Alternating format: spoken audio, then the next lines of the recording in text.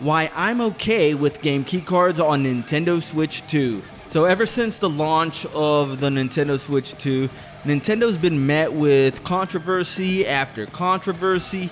Most are contrived, but some, like the one we're going to focus on in this video, is a little bit more noteworthy. The point of discussion here today is going to be game keycards. And I guess the way that I see it is twofold. On the one hand, it does suck that games like Street Fighter 6 and Hitman, World of Assassination, and other games on the Switch 2 are game keycards instead of legitimate game cards. And for anyone who might just be tuning in and doesn't know what a game keycard is versus a regular game card, in short, a game card is a card that has a game in it. You buy a game from a store, you take it home, you take it out of the box and put the card in your Nintendo system and you just start playing it without having to do anything else. That's a game card. But a game key card, on the other hand, is an empty game card. Well, it's not technically empty, but it doesn't have the game in it. A game key card has a key in it, hence the name. A key that lets you download a game. It's not a download code like we've seen in other instances. Game download codes will expire after a single use. Game keycards will never expire. This is a major difference and one to take seriously, as we're going to get into that a little bit more later. As soon as you put a game keycard into your Nintendo Switch 2 system, you're going to have to download a game before you can play it.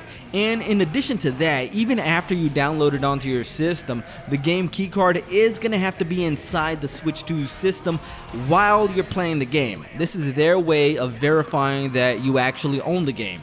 If it wasn't like that, then it would be so simple to just buy a game keycard, download the game, and then resell the game keycard to someone else who's also just going to do the exact same thing. So hopefully you can see why this just wouldn't work. At least not if you're Nintendo on the business side of things. So why are some developers choosing game keycards instead of regular game cards? You would think that a regular game card would be a no-brainer, right? I mean, that's what everybody wants. But things are rarely ever that simple. So let's take a look at Nintendo Switch 2 game cards. And in order to do that, first we need to take a look at microSD Express cards. MicroSD Express cards are not your run-of-the-mill microSD card. They are significantly faster.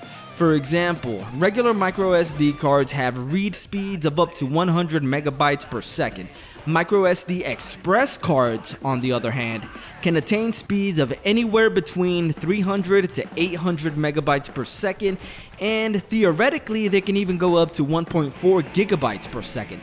That's a world of difference. So given these substantial differences, it should come as no surprise that microSD Express cards are a lot more expensive than the regular ones. Let's look on Amazon here. SanDisk offers a 128 gigabyte microSD for $16, but the Express equivalent is $53. That's more than double. And when we look at the higher capacity cards, you can expect to pay somewhere close to $200 for a 512 gigabyte microSD Express card. The reason I went on this little tangent about microSD versus microSD Express is because the design of Nintendo Switch 2 game cards was inspired by microSD Express cards. Due to the nature of the Switch 2 console and how powerful it is, there really was no other option for Nintendo when it came to this. If Cyberpunk 2077 had released for the Switch 2 with the same game cards that were used in the original Switch, the game simply could not have worked. The read speeds were far too slow and we would have seen extremely long loading times, among so many other issues that we don't even need to get into in this video. In short, the Switch 2 game cards mitigate these issues and allow for an experience that is very comparable to the other versions of Cyberpunk. But with the increase in read speeds comes an increase in price.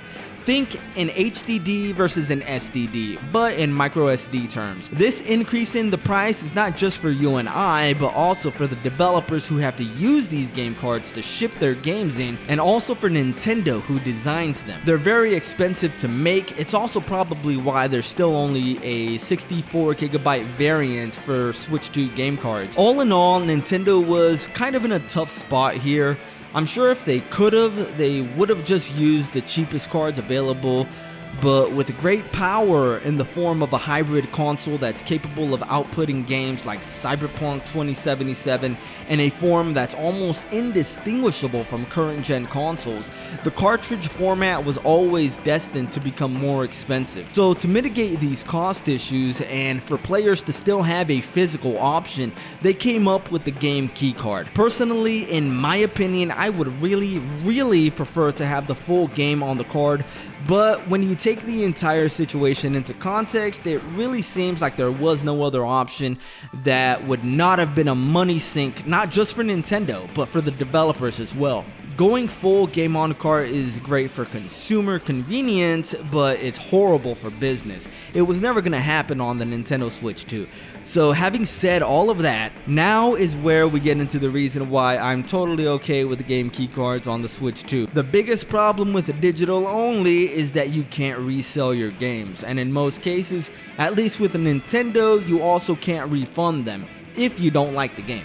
The same can be said about physical game cases with the download code. Once you use the download code, the case has pretty much no value anymore, and these download code games do expire after a number of years if they're not used. But with the game keycards, you can resell them for whatever the going price is. The game keycard does not get locked to your system. That's why it needs to be inserted whenever you play the game. If it's not in the console, then the Switch 2 thinks that you don't have it anymore and it doesn't let you play. So you can resell this game keycard and get some of your money back. I mean, what more do people really want at this point? It's not viable to have full games on the card to the extent that they were in prior generations. There's gonna be those few outliers who are gonna be willing to take the hit, like CD Projekt Red did with Cyberpunk 2077. But you can't realistically expect every single developer to want to do that, especially with how expensive games are to make.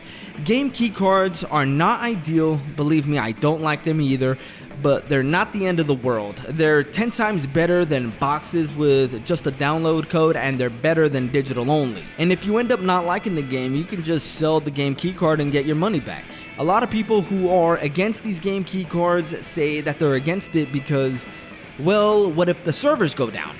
And you know what? That is a legitimate complaint, but the odds of that happening anytime soon are pretty much zero. I mean, you gotta keep in mind, Nintendo has been around for over 130 years. They've been around for generations. They've been around for longer than you've been alive. They've been around for longer than your parents have been alive, and they've been around for longer than your grandparents have been alive. I don't think they're going anywhere.